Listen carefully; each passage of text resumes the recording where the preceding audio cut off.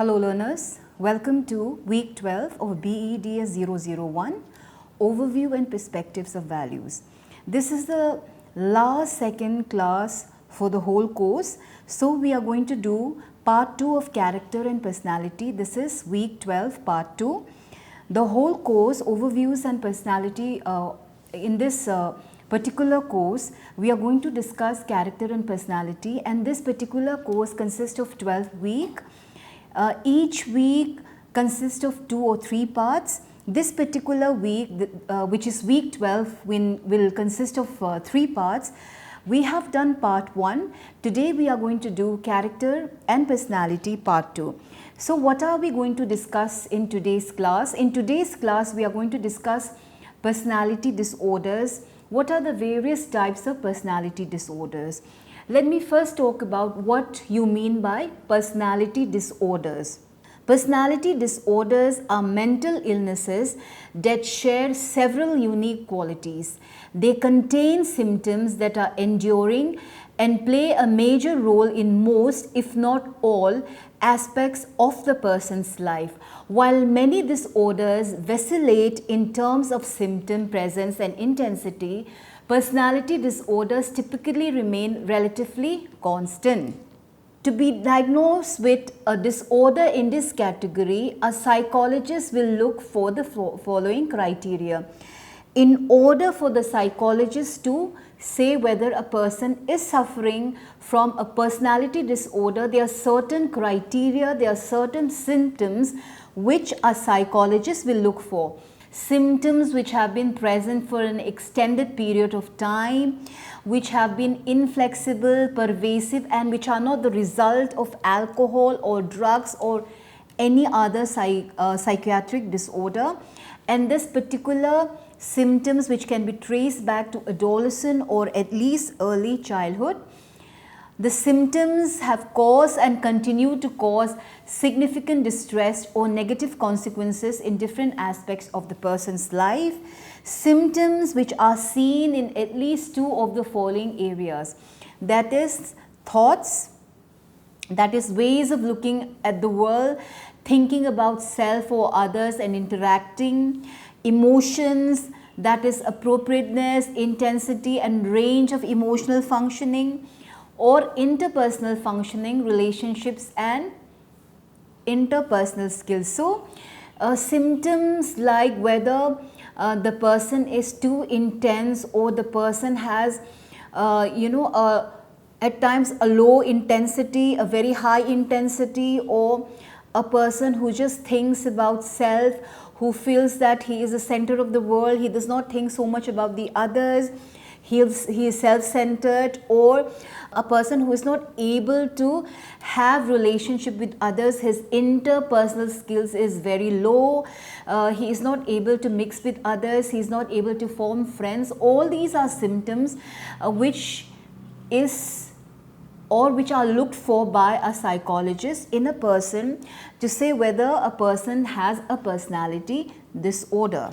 When we talk about personality disorder, we have what is called antisocial personality disorder. What is anti-personality disorder? We have discussed what are personality disorders, and now we are going to talk about in brief what are the different types or what are the different kinds of antisocial personality disorder. The first disorder that we are going to discuss is anti-personality disorder. What is antisocial personality disorder? This disorder was previously known as both psychopathic and sociopathic personality disorder. Like most personality disorders, there are many factors that may contribute to the development of symptoms because the symptoms are long lasting. The idea that symptoms begin to emerge in childhood or at least adolescence is well accepted. The negative consequences of such symptoms, however, may not show themselves until adulthood. These behaviors include difficulty with authority, legal altercations, cruelty to animals, fire setting, and dislike or anger towards authority. This disorder is diagnosed much more frequently in male. The symptoms of antisocial personality disorder include a long-standing pattern after the age of 15 of disregard for the rights of others.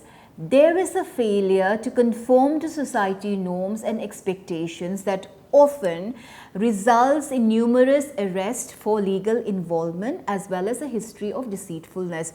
So when we talk about this personality disorder, which is antisocial personality disorder, the name itself, antisocial, this person is not a social being because he or she does not conform to the social norms. He or she does not conform to the norms and rules which are established in the society, which the society has established for people to follow the rules and regulation. This particular person who is suffering from antisocial personality disorder has difficulty with authority in the sense that he or she does not obey authority. He breaks rules. He breaks rules and regulation. He gets into fight with people.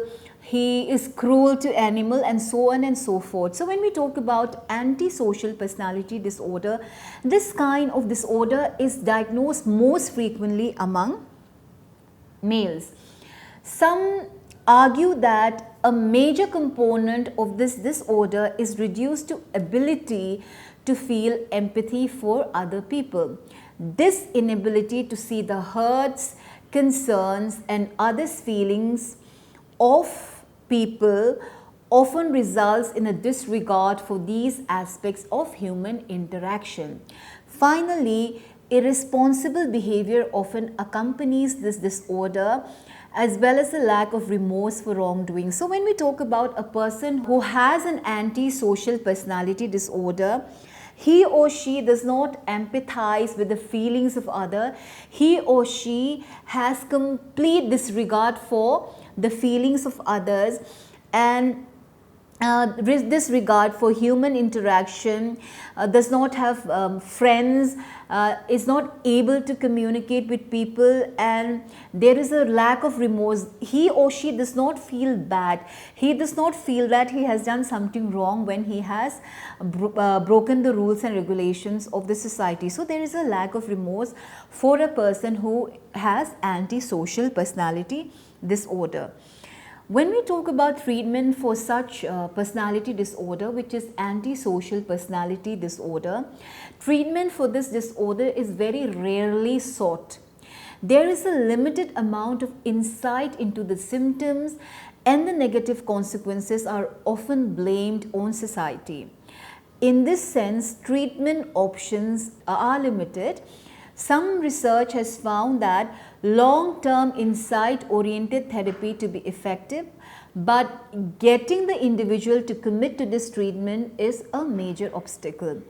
Why such treatment is rarely sought? Number one, because there is a limited insight into the symptoms, and also the person who has such a disorder may not commit to this treatment. So there are certain problems, there are certain limitations why such a treatment for this disorder is very rarely sought.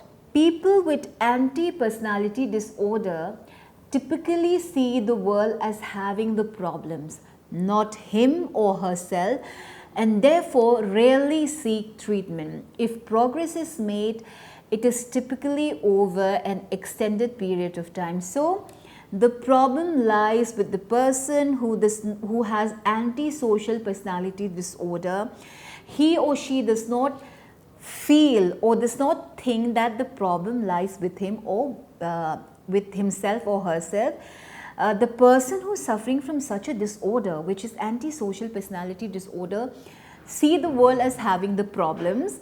It is the society, it is the world which has the problems. There is nothing wrong with him or her. And when in fact very rarely or at times to a good extent, when progress is also made, it is typically over an extended period of time. It takes a lot of time for progress to be made in such a disorder. The major symptoms of this disorder revolve around unstable relationship, poor or negative sense of self, inconsistent moods, and significant impulsivity. There is an intense fear of abandonment with this disorder that interferes with many aspects in the individual's life. This fear often acts as a self-fulfilling prophecy as they cling to others, are very needy, they feel helpless, they become overly involved and immediately attached. So, when we look at symptoms, or when we search for symptoms, or when we see the symptoms of antisocial people who suffer from antisocial personality disorder, the symptoms are you have an unstable relationship in terms of you may have a very bad relationship with your parents have a your parents do not care about you, or you do not care about your parents, you do not care about the authority figure in the family, that is your parents. Then there is a pure negative sense of self, that is you do not think highly of yourself, you have a very low esteem. Then also there is a lot of inconsistent moods, there is a lot of mood swings, you act impulsively, and also because of this fear of because there is this fear of abandonment, then what happens is that you often feel that you will be abandoned by the people in a particular, in your relationship, though you cling to others, you are very needy, you feel helpless, and you become overly involved and immediately attached. So these are the various symptoms of a person who is suffering from, or who has what is called an antisocial personality disorder. When the fear of abandonment becomes overwhelming, they will often push others out of their life as if trying to avoid getting rejected. The cycle most often continues as the individual will then try everything to get people back in his or her life, and once again becomes clingy, needy and helpless. So a person who suffers or is undergoing this kind of disorder is needy, clingy and also very helpless, and at the same time when the person feels that he or she is going to be abandoned, then he or she will push others out of their lives, so that the fear of being rejected will not be there. But however, the cycle keeps repeating. The individual tries his or her best to get people back into their life, and the whole cycle repeats itself. That is to say that he or she becomes clingy, needy and helpless again. We have talked about antisocial personality disorder. Now let us move on to another kind of disorder, which is called borderline personality disorder. What is borderline personality disorder? When we talk about borderline personality disorder, the major symptoms of this disorder revolve around unstable relationship, inconsistent mood, and also, like I said, there is a borderline personality disorder, that is the line between normal and abnormal is very thin. The fact that people often do leave someone who exhibit this behavior only proves to support that their distorted belief that they are insignificant, wordless and unloved. At this point in the cycle, the individual may exhibit self-harming behavior such as suicide attempts, mock suicidal attempts, where the goal is to get rescued and lure others back into the individual's life, cutting or other self-mutilating behavior. There is often intense and sudden anger involved, directed both at self and others, as well as difficulty and controlling this destructive behavior. So when we talk about borderline personality disorder, you have symptoms like, or you have a person who is suffering from this disorder, that is borderline personality disorder. The person exhibits self-harming behavior such as a suicide attempt, or would try to get the attention of others through this suicide attempt, so that because of this suicide attempt he or she can get the person back into his or her life. And also certain behaviors like cutting or other self-mutilating behavior. Then also there is often intense and sudden anger involved, directed towards both itself and others, as well as a very difficult person, and also difficult in terms of the person who has such a borderline personality disorder has difficulty in controlling destructive behaviors. That is, he or she is very destructive, he destroys property, he destroys things, or he destroys relationship, and he or she has very difficulty, has much difficulty in controlling his or her destructive behavior. When we talk about treatment for a borderline personality disorder, treatment for this disorder is long term in nature, since the symptoms have been present for an extended time and interfere with many aspects of the person's life.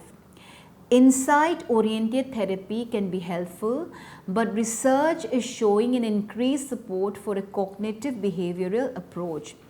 In other words, the individual's thoughts and actions are monitored by the self and therapist, and specific behaviors are countered, and a plan is made to gradually reduce those thoughts and behaviors that are seen as negative. So, when we talk about borderline personality disorder, the treatment for this disorder is long term, and also the thoughts and the negative thoughts and actions, the negative thoughts are monitored by both the self and therapist, and a plan is made to gradually reduce these behaviors and these thoughts which are termed as negative. A combined approach may be best, that is which requires intensive time and effort.